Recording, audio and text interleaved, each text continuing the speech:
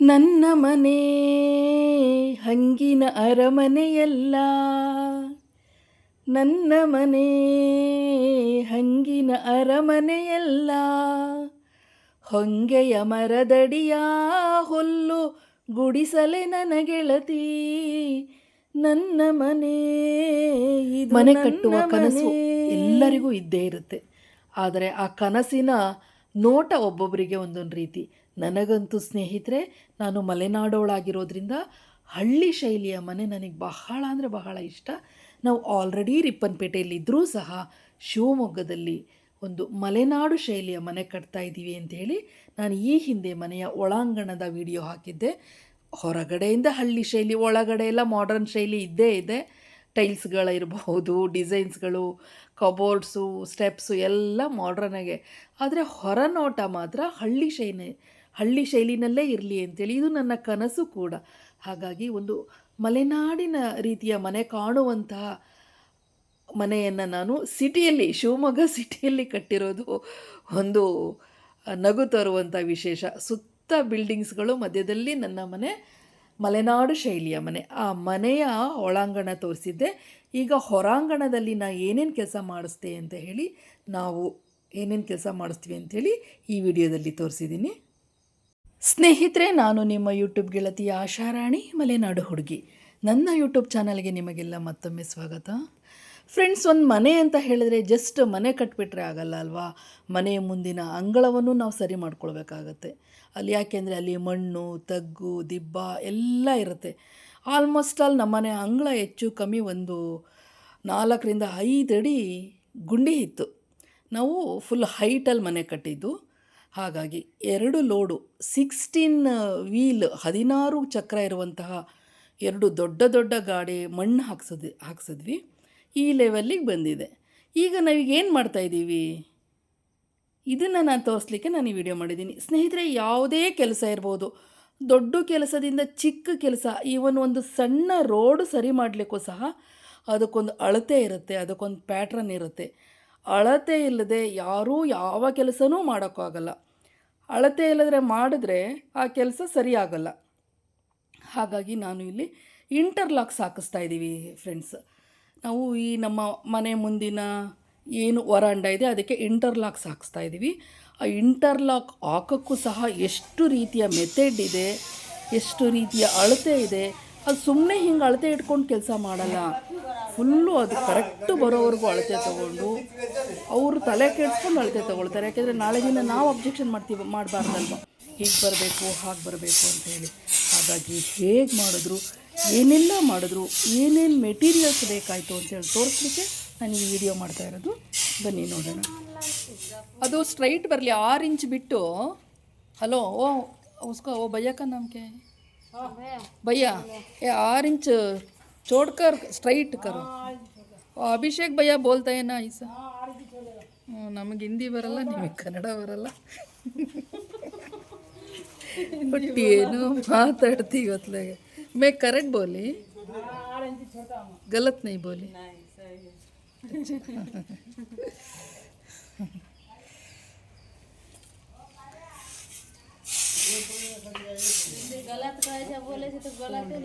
ಸ್ನೇಹಿತರೆ, ಇಂಟರ್ಲಾಕ್ ಹಾಕುವಾಗ ಮೇಯ್ನ್ ಬೇಕಾಗಿರುವಂಥ ಮೆಟೀರಿಯಲ್ಸ್ ಅಂತಂದರೆ ಇಂಟರ್ಲಾಕ್ ಮಾಮೂಲಿ. ಅದು ಬಿಟ್ಟರೆ ಜಲ್ಲಿ, ದಪ್ಪ ಜಲ್ಲಿ ಹಾಕಬೇಕಂತೆ.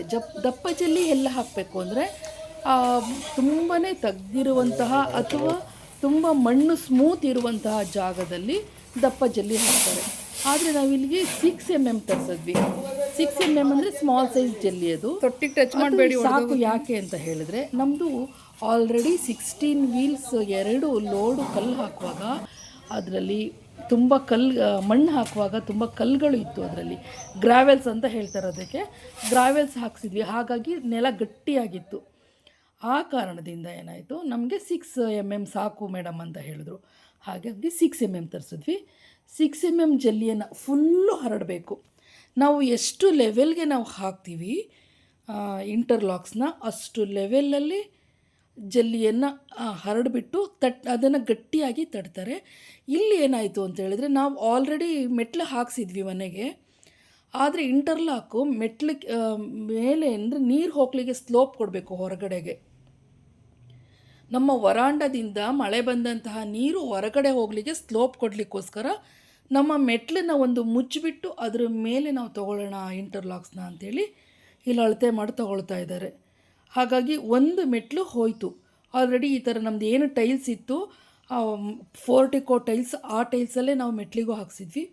ಆದರೆ ಅದು ಇಲ್ಲಿ ಇಂಟರ್ಲಾಕ್ ಹಾಕುವಾಗ ಸ್ಲೋಪ್ ಕೊಡಲಿಕ್ಕೆ, ಇಲ್ಲಾಂದರೆ ನೀರೇನಾಗುತ್ತೆ, ಮಳೆ ಬಂದಾಗ ಹೊರಗಡೆ ಬೀದಿಯ ನೀರು ಮನೆ ಅಂದರೆ ನಮ್ಮ ವರಾಂಡದೊಳಗಡೆ ಬಂದ್ಬಿಡುತ್ತೆ ಸ್ಲೋಪ್ ಕೊಡಲಿಲ್ಲ ಅಂದರೆ. ಹಾಗಾಗಿ ನಮ್ಮ ಮನೆ ಕಡೆಯಿಂದ ಹೈಟ್ ಮಾಡಿಬಿಟ್ಟು ರೋಡ್ ಕಡೆಗೆ ತಗ್ಗಬೇಕು, ಆ ರೀತಿ ಸ್ಲೋಪ್ ಕೊಡಲಿಕ್ಕೆ ಈ ರೀತಿ ಐಡಿಯಾ ಮಾಡ್ತಾ ಇದ್ದಾರೆ. ಇದರ ಜಾತಾ ಹೈ ಕ್ಯಾ? ಓ, मटेरियल जास्ती जाता है, मटेरियल मंगाना पड़ेगा वापसी. ಹೌದಾ? बात कर लो आप, बोलो मैं. नहीं, अदर हाइट डिफरेंस होता है ना, ये लेवल करके ये मेटले है ना, ये स्टेप है ना, ये स्टेप नीचे ये इक्वल कर तो ये इधर हाइट होता है. हाँ वो हाइट होता है, लेवल करके 3 इंच गिराता. 3 इंच हाइट उधर से होता है सर. तो हमारा व्हीकल कार ये कैसा आता है अंदर, हाइट होता है ना, 3 इंच हाइट होता है ना कार अंदर. पानी आने का अम्मा 3 इंच पानी इधर से लोग उल्टा आता. उधर एक गेट है ना, गेट से पानी इधर 3 इंच आता स्लोप इधर. हाँ, पानी इधर से अगर ये लेवल पकड़ता है इंटरलॉक का, तो ये पानी इसका लेवल पकड़ता है, इतना आता, ठीक है ना. ये पानी उधर जा गेट का बाहर जाता, रोड पे पानी जाता, ठीक है. हाँ ठीक है. नहीं तो बाकी बात है, इसलिए आप ऊपर करता है, ऊपर करना पड़ता है. करो ऊपर करो. मटेरियल जास्ती जाता नहीं. कितना जास्ती होता है मटेरियल, कितना बहुत होता है? नहीं, होता नहीं. कितना बहुत होता है? कम से कम अभी एक गरीब मटेरियल चाहिए. एक ये एक टिप्पर चाहिए, छोटा वाला टिप्पर आता नहीं, वो अभी चाहिए. अभी चाहिए. ए नहीं, हम नहीं लाता है. इसके बाद जो है ना, जब ये लुंधरा बनेगा, हाँ इस पे आधा इंची माल चढ़ेगा. हाँ इसके ऊपर इतना माल होना. हाँ. ये इतना हाइट होता है. इधर उठाओ, इतने उठाओ, पूरा उठाओ ना, पूरा उठाओ ना. जरा बताओ ना, बुझ लग के कुछ नहीं. ये देखो मम्मा, इतना माल होना. इतना माल होना, इतना पे आता आपका पत्थर, ठीक है. ये पत्थर के हिसाब से आपको मटेरियल चाहिए पूरा. वो पानी बाहर को गेट के बाहर चाहिए, पूरा आता ऐसा. हाँ हाँ, नहीं, ये इतना करता है ना, तो अभी मटेरियल लाना है. मटेरियल लाना पड़ेगा. कितना लाना पड़ेगा? ये टिपर और नहीं नहीं, हम लाते नहीं ये, क्योंकि हमको दूसरा काम है इसलिए. ಫ್ರೆಂಡ್ಸ್, ಸಖತ್ ಜೋಕ್ ಅಂತ ಹೇಳಿದ್ರೆ ಅವರೆಲ್ಲ ಬಾಂಗ್ಲಾದೇಶದವ್ರನ್ನ ಕೆಲಸಕ್ಕೆ ಇಟ್ಕೊಂಡಿದ್ದಾರೆ, ಇಂಟರ್ಲಾಕ್ ಹಾಕ್ಸೋರು. ಅವ್ರಿಗೆ ಕನ್ನಡ ಬರ್ತಾ ಇಲ್ಲ, ನನಗೆ ಹಿಂದಿ ಬರ್ತಾ ಇಲ್ಲ ಸರಿಯಾಗಿ. ಅವ್ರಿಗೂ ಸ್ವಲ್ಪ ಸ್ವಲ್ಪ ನಾನು ಹೇಳೋದು ಅರ್ಥ ಆಗ್ತಾಯಿದೆ, ನನಗೂ ಅವ್ರು ಹೇಳೋದು ಸ್ವಲ್ಪ ಸ್ವಲ್ಪ ಅರ್ಥ ಆಗ್ತಾಯಿದೆ. ಅವ್ರು ಏನು ಹೇಳ್ತಾ ಇದ್ದಾರೆ ಅಂದರೆ, ಇಲ್ಲಿ ನಮ್ಮನೆ ಕಡೆ ಹೈಟ್ ಮಾಡಿಬಿಟ್ಟು ರೋಡ್ ಕಡೆ ಡೌನ್ ಮಾಡಲಿಕ್ಕೆ ಈಗ ಆಲ್ರೆಡಿ ಒಂದು ಟಿಪ್ಪರ್ ನಾವು ಇದು 6 mm ತರಿಸಿದ್ದೀವಿ. ಆದರೆ ಅವ್ರು ಹೇಳ್ತಾ ಇದ್ದಾರೆ ಇನ್ನೂ 3 ಇಂಚು ನಾವು ಮೇಲಕ್ಕೆ ಎತ್ತಬೇಕು, ಹಾಗಾಗಿ ಇನ್ನೂ ಒಂದು ಟಿಪ್ಪರ್ ನಮಗೆ 6 mm ತರಿಸ್ಕೊಡಿ ಅಂತ ಹೇಳಿ. ನಾವು ಹೇಳಿದ ತಕ್ಷಣ 6 mm ಬರಲ್ಲ. ಯಾಕೆ ಅಂತಂದರೆ ಅವ್ರದ್ದು ಕ್ರಷರ್ ಇರೋದು ಎಲ್ಲೋ, ಅವರಿಗೆ ನಾವು ಹಿಂದಿನ ದಿನವೇ ಹೇಳಿರಬೇಕು ನಮಗಿಷ್ಟು ಬೇಕು ಅಂತ ಹೇಳಿದ ತಕ್ಷಣ ಅವ್ರು ತರಲ್ಲ, ಆಯಿತಾ. ಇವ್ರು ಎಷ್ಟು ಹೇಳಿದರು, ನಮಗೆ ಎಷ್ಟು ತರಿಸಿ ಅಂತ ಹೇಳಿದರು, ಅಷ್ಟನ್ನು ನಾವು ಕರೆಕ್ಟಾಗಿ ತರಿಸಿದ್ದೀವಿ. ಈಗ ಅವ್ರು ಏನು ಮಾಡ್ತಾ ಇದ್ದಾರೆ, ನೀವು ಇನ್ನೂ ಅಷ್ಟು ತರಿಸಿ ಇಷ್ಟು ತರಿಸಿ ಅಂದರೆ ನಾನು ನೈ ಆತ ಕ್ಯಾ ಬೋಲ್ತಾ ಹೈ ಲಾನೆ ಕೋ ಆತ ನೈ ಅಭಿ ಅಂತ ಹೇಳ್ತಾ ಇದ್ದೀನಿ. ಅಂದರೆ ಈಗ ತರಿಸ್ಲಿಕ್ಕೆ ಆಗಲ್ಲ, ನೀವು ಇರೋದ್ರೆಲ್ಲ ಅಡ್ಜಸ್ಟ್ ಮಾಡ್ಕೊಂಡು ಕರೆಕ್ಟಾಗಿ ಮಾಡೋಗಿ ಅಂತ. ಹಾಗಾಗಿ ಹೇಗೋ ಮಾಡಿಸಿದ್ವಿ ಸ್ನೇಹಿತರೆ. ಇನ್ನೂ ಒಂದು ಮೆಟೀರಿಯಲ್ಸ್ ಬೇಕು ಇದಕ್ಕೆ, ಏನು ಅಂತ ಹೇಳ್ತೀನಿ ನೋಡಿ.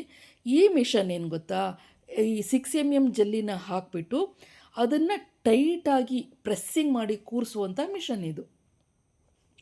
ಈ ಬೆಂಗಾಳಿಗರು ಒಂದು ಫ್ಯಾಮಿಲಿ ಫುಲ್ಲು ಏನಂದರೆ ಗಂಡ ಹೆಂಡತಿ, ಒಬ್ಬ ಮೇಸ್ತ್ರಿ ಫ್ಯಾಮಿಲಿ, ಆ ಮೇಸ್ತ್ರಿ ಇದರಲ್ಲಿ ಅವ್ರ ತಂಗಿ ಗಂಡ ತಂಗಿ ಮಕ್ಕಳು, ಆ ಮೇಸ್ತ್ರಿಯ ಅಮ್ಮ, ಮೇಸ್ತ್ರಿಯ ಅತ್ತಿಗೆ ಎಲ್ಲ ಅವ್ರದ್ದೇ ಒಂದು ಗ್ರೂಪ್ ಮಾಡಿಕೊಂಡು ಅವರು ಈ ಕೆಲಸಕ್ಕೆ ಬಂದಿದ್ದರು. ಮಕ್ಕಳುಗಳು ಸಹ ಎಲ್ಲ ಬಂದಿದ್ದರು. ನಾನು ಇದೊಂದು ಯಾಕೆಂದರೆ ಈ ವಿಡಿಯೋ ಮಾಡಿದ ಉದ್ದೇಶ ಇಷ್ಟೇ, ಇಂಟರ್ಲಾಕ್ ಹಾಕಿಸೋದು ಎಲ್ರಿಗೂ ಗೊತ್ತಿರಲ್ಲ. ಅಂದರೆ ಇಂಟರ್ಲಾಕ್ ಹಾಕ್ತಾರೆ ಅಂತ ಗೊತ್ತಿರುತ್ತೆ, ಹಾಕಿಸ್ಬೇಕು ಅಂತ. ಯಾವ ಮೆಥಡಲ್ಲಿ ಮಾಡಿದ್ರೆ ಕರೆಕ್ಟಾಗಿ ಮಾಡಬೇಕು, ಯಾವ ಮೆಥಡಲ್ಲಿ ಮಾಡಿದ್ರೆ ಕರೆಕ್ಟಾಗಿ ಕೂರುತ್ತೆ ಅಂತೇಳಿ ಗೊತ್ತಿರಲ್ಲ. ನನಗೂ ಸಹ ಗೊತ್ತಿರಲಿಲ್ಲ. ನನಗೂ ಫಸ್ಟ್ ಟೈಮ್, ನಮ್ಮ ಮನೆಯವ್ರಿಗೂ ಫಸ್ಟ್ ಟೈಮ್ ಇಂಟರ್ಲಾಕ್ ಹಾಕಿಸ್ಬೇಕು ಅನ್ನಂಗೆ ಆಗಿತ್ತು. ಬಟ್ ಹೇಗೆ ಹಾಕಿಸ್ಬೇಕು, ಅವ್ರು ಕರೆಕ್ಟಾಗಿ ಕೆಲಸ ಮಾಡ್ತಾ ಇದ್ದಾರಾ ಇಲ್ವಾ ಅದು ನಮಗೆ ಗೊತ್ತಿಲ್ಲ. ನಾವು ಎಲ್ರಿಗೂ ಕೇಳೋದು ಹೇಗೆ ಮಾಡಬೇಕು, ಹೇಗೆ ಬಿಡಬೇಕು ಅಂಥೇಳಿ. ಆಮೇಲೆ ಇನ್ನೊಂದು ತುಂಬ ನಾವು ಮಾಡಿದ್ದು ಮಿಸ್ಟೇಕು, ನೀವ್ಯಾರು ಇಂಟರ್ಲಾಕ್ ಹಾಕ್ಸೋರು ಮಾಡಬೇಡಿ.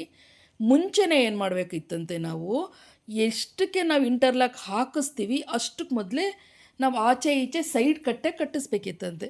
ಆ ಸೈಡ್ ಕಟ್ಟೆ ಕಟ್ಟಿಸಿದ್ರೆ ಇಂಟರ್ಲಾಕು ಪರ್ಫೆಕ್ಟಾಗಿ ಕೂರ್ತಾಯಿತ್ತು. ನಮಗದು ಗೊತ್ತಾಗಲಿಲ್ಲ.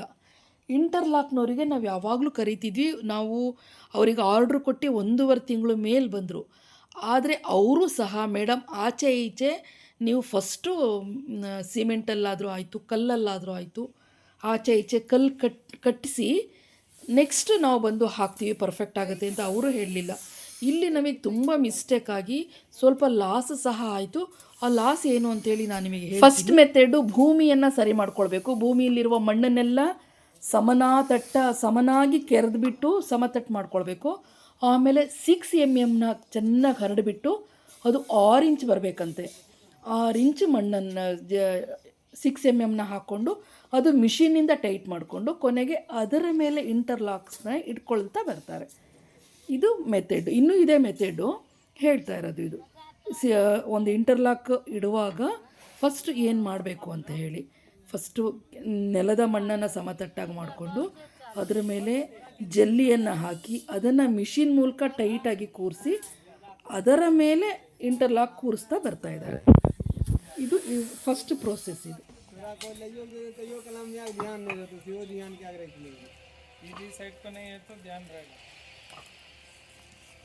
दीदी को देखता हूँ.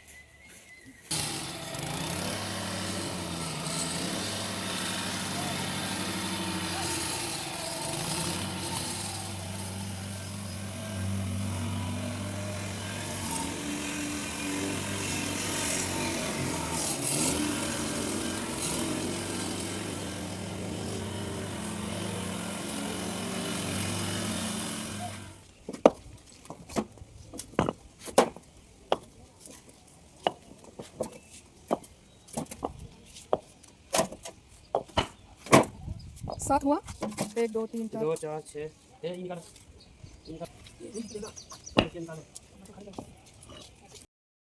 ಇಲ್ಲಿ ನಾವು ಸೆಲೆಕ್ಷನ್ ಮಾಡಿದ್ದು ಇಂಟರ್ಲಾಕಲ್ಲಿ ಈ ಡಿಸೈನ್ ಸೆಲೆಕ್ಷನ್ ಮಾಡಿದ್ವಿ.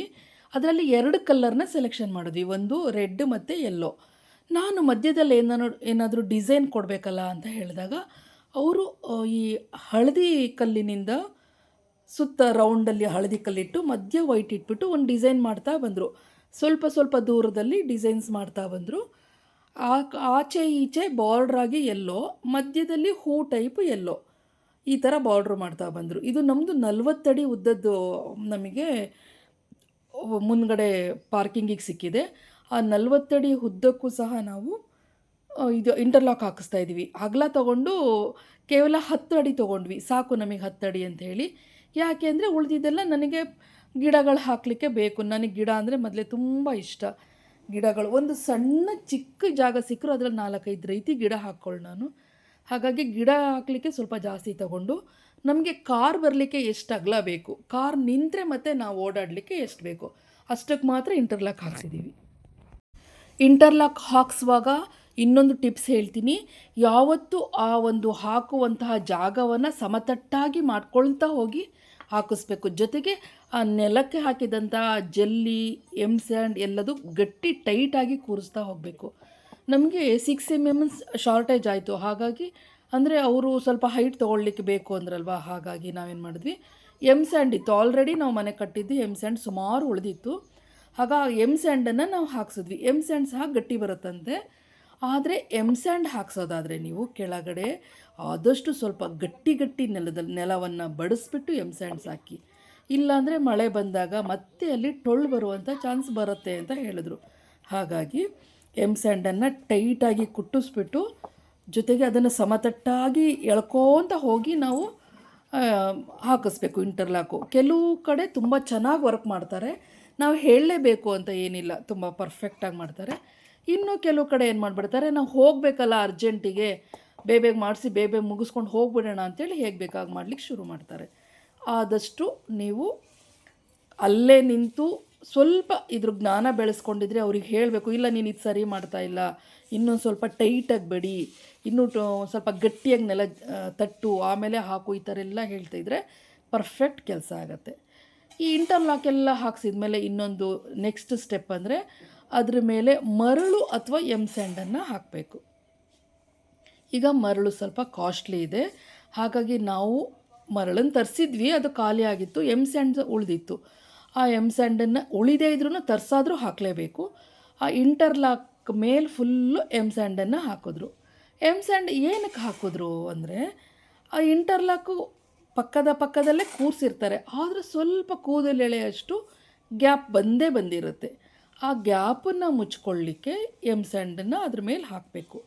ಆಗ ನಾವೆಲ್ಲ ಓಡಾಡ್ತಾ ಇದ್ದರೆ, ಜೊತೆಗೆ ಮಳೆ ಬಂದರೆ ಆ ಸ್ಯಾಂಡ್ಗಳೆಲ್ಲ ಹೋಗ್ಬಿಟ್ಟು ಒಂದು ಇಂಟರ್ಲಾಕಿಂದ ಇನ್ನೊಂದು ಇಂಟರ್ಲಾಕ್ ಮಧ್ಯದಲ್ಲಿ ಟೈಟಾಗಿ ಕೂತ್ಕೊಳ್ಳುತ್ತೆ. ಆಗ ಯಾವುದೇ ಕಾರಣಕ್ಕೂ ಈ ಇಂಟರ್ಲಾಕ್ಸ್ ಜರ್ಗಲ್ಲ, ಒಂದಕ್ಕೊಂದಕ್ಕೆ ಟೈಟಾಗಿ ಕೂರುತ್ತೆ. ಇದು ಕೇಳ್ಬೋದು, ಸಿಮೆಂಟ್ ಹಾಕಿಬಿಟ್ಟು ಟೈಟಾಗಿ ಕೂರಿಸ್ಬಿಡ್ಬೋದಲ್ಲ ಅಂತ ಹೇಳಿ. ಅದು ಮಹಾನ್ ದೊಡ್ಡ ತಪ್ಪು. ಯಾವುದೇ ಕಾರಣಕ್ಕೂ ಮನೆಗಳಲ್ಲಿ ಮಾಡಿಸೋದಾದರೆ ಇಂಟರ್ಲಾಕ್ನ ಯಾವ ಕಾರಣಕ್ಕೂ ಸಿಮೆಂಟ್ ಹಾಕಿ ಅದ್ರ ಮೇಲೆ ಕೂರಿಸ್ಲಿಕ್ಕೆ ಹೋಗಬೇಡಿ. ಬಸ್ ಸ್ಟ್ಯಾಂಡ್ಗಳಲ್ಲಿ, ಫುಟ್ಪಾತ್ಗಳಲ್ಲಿ ಸಿಮೆಂಟ್ ಹಾಕಿ ಕೂರಿಸ್ತಾರೆ, ಆದರೆ ಮನೆಗಳಲ್ಲಿ ಮಾತ್ರ ಕೂರಿಸ್ಬೇಡಿ. ಯಾಕೆ ಅಂತ ಹೇಳಿದ್ರೆ, ಯಾವುದಾದ್ರೂ ಸಮಯದಲ್ಲಿ ಮಳೆ ಬಂದಾಗ ಆ ನೆಲ ಒಮ್ಮೊಮ್ಮೆ ಟೊಳ್ಳು ಬೀಳುವಂಥ ಚಾನ್ಸ್ ಇರುತ್ತೆ. ಟೊಳ್ಳು ಬಿದ್ದಾಗ ಏನಾಗ್ಬಿಡುತ್ತೆ, ನೆಲ ತಗ್ಗು ಹೋಗ್ಬಿಡುತ್ತೆ, ಇಂಟರ್ಲಾಕು ಗುಂಡಿ ಥರ ಬಗ್ಬಿಡುತ್ತೆ. ಆಗ ಸಿಮೆಂಟ್ ಇದ್ದರೆ ಏನಾಗುತ್ತೆ ಗೊತ್ತಾ, ಹೊಡಿಲೇಬೇಕು. ಹಾರೆಕೋಲು ತೊಗೊಂಡು ಹೊಡೆದು ಹೊಸ್ದಾಗಿ ಮಾಡಬೇಕಾಗತ್ತೆ. ಸಿಮೆಂಟ್ ಹಾಕದೆ ಕೇವಲ ಸ್ಯಾಂಡ್ ಮೇಲೇ ಕೂರಿಸಿದ್ರೆ ಅಥವಾ ಜಲ್ಲಿ ಮೇಲೆ ಕೂರಿಸಿದ್ರೆ, ಆ ಥರ ಏನಾದ್ರು ಪ್ರಾಬ್ಲಮ್ ಬಂದಾಗ ಅದನ್ನು ತೆಗೆದುಬಿಟ್ಟು, ಆ ಇಂಟರ್ಲಾಕನ್ನು ತೆಗೆದುಬಿಟ್ಟು ಆಮೇಲೆ ಅದಕ್ಕೆ ಏನು ತಗ್ಗಾಗಿರುತ್ತೆ ಅದಕ್ಕೆ ಮತ್ತೆ ನಾವು ಮರಳು ಅಥವಾ ಸ್ಯಾಂಡ್ ಹಾಕಿ ಹೈಟ್ ಮಾಡಿಬಿಟ್ಟು ಮತ್ತೆ ಕರೆಕ್ಟಾಗಿ ಕೂರಿಸ್ಬೋದು. ಹಾಗಾಗಿ ಯಾವುದೇ ಕಾರಣಕ್ಕೂ ನೀವು ಸ್ಯಾಂಡ್ ಮೇಲೇ ಕೂರಿಸಿ ಸಿಮೆಂಟ್ ಹಾಕಿಬಿಟ್ಟು ಗಟ್ಟಿ ಬರುತ್ತೆ, ಇದು ಪರ್ಮನೆಂಟ್ ಆಗಿರುತ್ತೆ ಅಂತ ಹೇಳಿ ಸ್ಯಾಂಡ್ ಮೇಲೆ ಸಿಮೆಂಟ್ ಮೇಲೆ ಮಾತ್ರ ಕೂರಿಸ್ಲಿಕ್ಕೆ ಹೋಗ್ಬೇಡಿ. ಮಹಾನ್ ಡೇಂಜರ್. ಆದರೆ ಡಬಲ್ ಕೆಲಸ ಆಗುತ್ತೆ. ಏನಾದರೂ ಒಂದು ಚೂರು ಪ್ರಾಬ್ಲಮ್ ಆದರೆ ಫುಲ್ಲು ಇಂಟರ್ಲಾಕು ಹೊಡೆದಾಕಿ ಹೊಸ ಇಂಟರ್ಲಾಕ್ ಹಾಕಿಸ್ಬೇಕು, ಮತ್ತೆ ಹೊಸದಾಗಿ ಜೆಲ್ಲು ಮರಳು ಬೇಕು. ಹಾಗಾಗಿ ಇದು ಈ ಥರ ಕೂರಿಸ್ಬಿಟ್ರೆ, ಈಗ ನಾವು ಕೂರಿಸ್ತಾ ಇದ್ದೀವಿ ನೋಡಿ, ಈ ಥರ ಕೂರಿಸ್ಬಿಟ್ರೆ ನಮಗೆ ಯಾವುದೇ ಸಮಯದಲ್ಲಿ ಬೇಕಾದ್ರೂ ಅದನ್ನು ತೆಗೆದುಬಿಟ್ಟು, ತೆಗಿಯುವಾಗ ಸ್ವಲ್ಪ ಕಷ್ಟ ಆಗುತ್ತೆ, ಬಟ್ ಹೊಡೆದೋಗಲ್ಲ. ಅದು ತೆಗೆದುಬಿಟ್ಟು ಮತ್ತೆ ತಗ್ಗನ್ನು ಮುಚ್ಚಿ ಕೂರಿಸ್ಬೋದು. ಫ್ರೆಂಡ್ಸ್, ಇಂಟರ್ಲಾಕ್ ಎಲ್ಲ ಹಾಕಿದ ಮೇಲೆ ಸೈಡಲ್ಲಿ ನಾವು ತೊಗೊಂಡಿರೋ ಡಿಸೈನ್ ಲೆಕ್ಕಕ್ಕೆ ಅದು ಈ ಥರ ಆಫ್ ಗ್ಯಾಪ್ ಬರ್ತಾ ಹೋಗುತ್ತೆ. ಯಾಕೆಂದರೆ ನಾವು ತೊಗೊಂಡಿರೋ ಡಿಸೈನೇ ಇಂಟರ್ಲಾಕ್ ಡಿಸೈನ್ ಸೆಲೆಕ್ಷನ್ ಮಾಡಿರೋದೇ ಅದು. ಆಗ ನಾ ಏನು ಮಾಡಿದೆ, ಆ ಇಂಟರ್ಲಾಕನ್ನು ಅರ್ಧಕ್ಕರ್ಧ ಕಟ್ ಮಾಡಿ ಆ ಗ್ಯಾಪಿಗೆ ಕೂರಿಸ್ತಾ ಬನ್ನಿ ಅಂತ ಹೇಳಿದೆ. ಹಾಗಾಗಿ ಅವ್ರೇನು ಮಾಡಿದ್ರು, ಆ ಒಂದು ಇಂಟರ್ಲಾಕನ್ನು ಆಫ್ ಕಟ್ ಮಾಡಿ ಏನಿಲ್ಲಿ ಗ್ಯಾಪ್ ಇದೆ ನೋಡಿ, ಆ ಗ್ಯಾಪಿಗೆ ಕರೆಕ್ಟಾಗಿ ಕೂರಿಸ್ತಾ ಬಂದರು. ತುಂಬ ಚೆನ್ನಾಗಾಯಿತು. ಅದೆಲ್ಲ ಮಾಡಿದ ಮೇಲೆ ತುಂಬ ಚೆನ್ನಾಗಿ ಕಾಣಿಸ್ತಾ ಇತ್ತು ನಮ್ಮ ವರಾಂಡ. ಭಾಳ ಅಂದರೆ ಭಾಳ ಚೆನ್ನಾಗಿ ಕಾಣಿಸ್ತಾ ಇತ್ತು. ಈ ವಿಡಿಯೋವನ್ನು ನಿಮಗೆ ತೋರಿಸ್ಬೇಕು ಅಂದ್ಕೊಂಡೆ ನಾನು ಮಾಡಿದೆ. ನೋಡಿ ತೋರಿಸ್ತೀನಿ, ಎಲ್ಲ ಫುಲ್ ಫಿನಿಶಿಂಗ್ ಆದಮೇಲೆ ಹೇಗಾಯಿತು ಅಂಥೇಳಿ ನಾನು ತೋರಿಸ್ತೀನಿ ನಿಮಗೆ. ನೋಡಿ, ಈ ಥರ ಅರ್ಧರ್ಧ ಕಟ್ ಮಾಡಿ ಈ ಥರ ಆ ಗ್ಯಾಪನ್ನು ಮುಚ್ಚಿಸಿದ್ದು. ಅಲ್ಲಿಗೆ ಪಕ್ಕಕ್ಕೂ ಸಹ ಫುಲ್ಲು ಸ್ಟ್ರೈಟ್ ಬರುತ್ತೆ. ಅವರು ಹೇಳಿದ್ರು ಅಷ್ಟಕ್ಕೆ, ಇಲ್ಲ ಮೇಡಮ್ ಅಷ್ಟೇ, ಅದು ಹಾಗೇ ಇರಲಿ, ಹಾಗೇನೇನೋ ಹೇಳಿದ್ರು ಅವರು.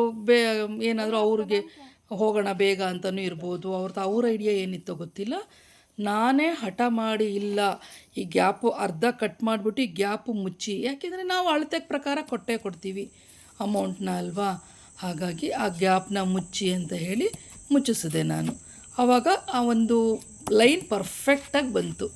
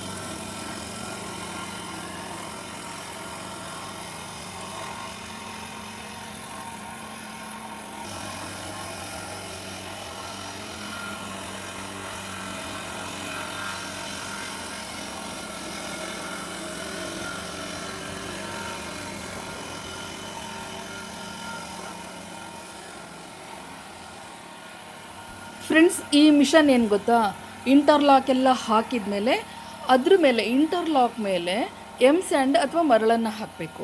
ಯಾಕೆ ಅಂದರೆ ಆ ಗ್ಯಾಪಲ್ಲಿ ಕೂರಲಿಕ್ಕೆ. ಆಮೇಲೆ ಈ ಮಿಷನ್ ಇದೆಯಲ್ಲ, ಆ ಇಂಟರ್ಲಾಕ್ಸ್ ಎಲ್ಲ ಹಾಕುವಾಗ ಒಂದು ಪಿನ್ ಪಾಯಿಂಟ್ ಏರುಪೇರು ಆಗಿರುತ್ತೆ ಅಲ್ವಾ, ಅದನ್ನೆಲ್ಲ ಸ್ಟ್ರೈಟಾಗಿ ಗಟ್ಟಿ ಕೂರಲಿಕ್ಕೆ ಈ ಮಿಷನ್ ಹೊಡೆಯೋದು. ನಾವು ಮಿಷನನ್ನು ಸ್ವಲ್ಪ ಲೇಟಾಗಿ ಹೊಡಿಸಿದ್ವಿ. ಅಷ್ಟರಲ್ಲಿ ನಾವು ಈ ಇಂಟರ್ಲಾಕ್ ಏನು ಹಾಕ್ಸಿದ್ದೀವಲ್ಲ ಆಚೆ ಈಚೆ ಸಿಮೆಂಟಿನ ಕಟ್ಟೆಯನ್ನು ಕಟ್ಸ್ಬಿಟ್ಟು ಅದು ಸ್ವಲ್ಪ ಎಲ್ಲ ಕ್ಯೂರಿಂಗ್ ಎಲ್ಲ ಆದಮೇಲೆ ಇಂಟರ್ಲಾಕ್ ಮಿಷಿನನ್ನು ತರಿಸ್ಬಿಟ್ಟು ನೀಟಾಗಿ ಇಂಟರ್ಲಾಕ್ ಟೈಟಾಗಿ ಕೂರೋ ರೀತಿ ಅದನ್ನು ಪ್ರೆಸ್ಸಿಂಗ್ ಮಿಷಿನಿಂದ ಪ್ರೆಸ್ ಮಾಡಿಸಿದ್ಮೇಲೆ ಈಗೆಲ್ಲ ಒಂದೇ ಸಮ ಇಂಟರ್ಲಾಕ್ ಕೂತಂಗಾಯಿತು ನೋಡಿ. ಇದು ಎಮ್ ಸ್ಯಾಂಡ್ ಇನ್ನೂ ತುಂಬ ಹಾಕಿದ್ವಿ, ಅದು ಮಳೆ ಬಂದುಬಿಟ್ಟು ಎಲ್ಲ ಗ್ಯಾಪಿಗೆ ತುಂಬಿಕೊಂಡಿದೆ. ಇದೊಂದು ಪ್ಲಸ್ ಪಾಯಿಂಟು. ಅದು ಗ್ಯಾಪಿಗೆ ಎಷ್ಟು ಎಮ್ ಸ್ಯಾಂಡ್ ಒಳಗಡೆ ಹೋಗಿ ಟೈಟಾಗಿ ಕುತ್ಕೊಳ್ಳುತ್ತೋ ಅಷ್ಟು ಇಂಟರ್ಲಾಕ್ ಗಟ್ಟಿ ಕುತ್ಕೊಳ್ಳುತ್ತೆ. ಜೊತೆಗೆ ಆ ಹೋಲ್ ಇದ್ಬಿಟ್ರೆ ಇಂಟರ್ಲಾಕ್ ಮಧ್ಯೆ ಹೋಲ್ ಇದ್ದರೆ ಕೆಳಗಡೆಯಿಂದ ಹುಲ್ಲು ಅಥವಾ ಚಿಕ್ಕ ಗಿಡ ಬೆಳೆಯುತ್ತೆ. ಇನ್ನೊಂದು ನಮ್ಮ ಮನೆ ಅಟ್ರಾಕ್ಷನ್ ಅಂತ ಹೇಳಿದ್ರೆ ಈ ತೊಟ್ಟಿ ಫ್ರೆಂಡ್ಸ್. ಈ ತೊಟ್ಟಿ ಇದೆಯಲ್ಲ, ಇದನ್ನು ನಾವು ಹೈಟಲ್ಲಿ ಮಾಡಿಸಿದ್ದೀವಿ. ಅಂದರೆ ನೆಲದಿಂದ ಸುಮಾರು ಒಂದು 2.5-3 ಅಡಿ ಹೈಟಲ್ಲಿತ್ತು. ಈಗ ಸ್ವಲ್ಪ ಮಣ್ಣು ಹಾಕಿದ ಮೇಲೆ ಅದು 2 ಅಡಿಗೆ ಬಂದಿದೆ. ಅದು 7/6 ಅಗಲ ಇದೆ. ಅಂದರೆ ಅಗಲ 7 ಅಡಿ ಇದೆ, ಉದ್ದ ಹಿಂಗೆ ಅಡ್ಡ 7 ಅಡಿ, ಈ ಕ್ರಾಸಲ್ಲಿ 6 ಅಡಿ ಇದೆ. ಆಳ ಬಂದುಬಿಟ್ಟು ಹೆಚ್ಚು ಕಮ್ಮಿ 7 ಅಡಿನೇ ಇದೆ. ನಾವು ಸಂಜೆ ಎಲ್ಲ ಇದ್ರ ಮೇಲೇ ಸ್ನ್ಯಾಕ್ಸ್ ತಿನ್ನೋದು, ಟೀ ಕುಡಿಯೋದು, ಕಾಫಿ ಕುಡಿಯೋದು, ಯಾರು ಬಂದರೆ ಅದ್ರ ಮೇಲೆ ಕುತ್ಕೊಂಡು ಹರಟೆ ಹೊಡೆಯೋದು, ಹೀಗೆ ಅದೊಂಥರ ನಮಗೆ ತುಂಬ ಫೇವ್ರೆಟ್ ಪ್ಲೇಸ್ ಇದು. ಹಾಗಾಗಿ ಅದ್ರ ಮೇಲೆ ಚೆನ್ನಾಗಿರಲಿ ಅಂತೇಳಿ ಟೈಲ್ಸ್ ಹಾಕ್ಸಿದ್ದೀವಿ. ಸೈಡೆಲ್ಲ ಇನ್ನೂ ಪೇಂಟ್ ಆಗಲಿಲ್ಲ. ಅದೊಂಥರ ಏನೋ ಲುಕ್ ಅನ್ನಿಸ್ತದೆ. ಪ್ರತಿಯೊಬ್ಬರು ಬಂದುಬಿಟ್ಟು ಖುಷಿ ಪಡ್ತಾರೆ. ಅಂಗಳದಲ್ಲೇ ಅಂದರೆ ನಮ್ಮ ಗಾರ್ಡನ್ ಒಳಗಡೆನೇ ಇರೋದ್ರಿಂದ ಅದು ಕೂತ್ಕೊಳ್ಳಿಕ್ಕೆ ಎಲ್ಲ ಆಗಿದೆ. ಡೈನಿಂಗ್ ಟೇಬಲ್, ಹರಟೆ ಕಟ್ಟೆ ಎಲ್ಲ ಅದೇ ಆಗಿದೆ. ಈ ಮೆಟ್ಟಿಲಿದೆ ನೋಡಿ, ಇದು ನಾವು ಫಸ್ಟು ನಮ್ಮ ಪೋರ್ಟಿಕೋ ಯಾವ ಟೈಲ್ಸಲ್ಲಿ ಹಾಕಿದ್ವಿ ಡಿಸೈನ್, ಸೇಮ್ ಡಿಸೈನಲ್ಲಿ ಮೆಟ್ಲು ಮಾಡಿಸಿದ್ವಿ. ಆದರೆ ಇಂಟರ್ಲಾಕ್ ಹಾಕುವಾಗ ಕೆಳಗಡೆದು ಒಂದು ಮೆಟ್ಲು ಮುಚ್ಚೋಗ್ಬಿಡ್ತು. ಈಗ ಮೊನ್ನೆ ಹೊಸದಾಗಿ ಗ್ರಾನೈಟಿಂದ ಮೆಟ್ಲನ್ನು ಮಾಡಿದ್ದೀವಿ. ಇಲ್ಲಿಗೆ ಇಂಟರ್ಲಾಕ್ ಕೆಲಸ ಆಲ್ಮೋಸ್ಟ್ ಫುಲ್ ಮುಗ್ದಂಗೆ ಆಯಿತು.